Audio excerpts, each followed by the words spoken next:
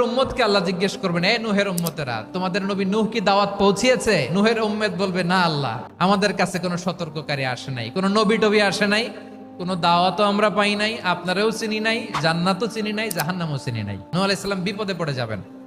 তখন আল্লাহ বলবেন, নূহ তুমি বললা পৌঁছিয়েছো, তোমার উম্মত বলে কিছু পায় নাই। নূহ তোমার কি কোনো সাক্ষী আছে? নূহ আলাইহিস সালাম বলবেন, আছে। কে?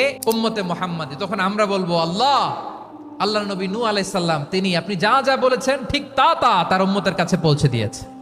এবার নূহের উম্মতের সাথে আমাদের ঝগড়া লাগবে। তারা বলবে, তোমরা আসছো আমাদের হাজার হাজার বছর পরে, তোমরা কি করে জানলা? তোমাদের সাক্ষী ধর্তব্য হবে না?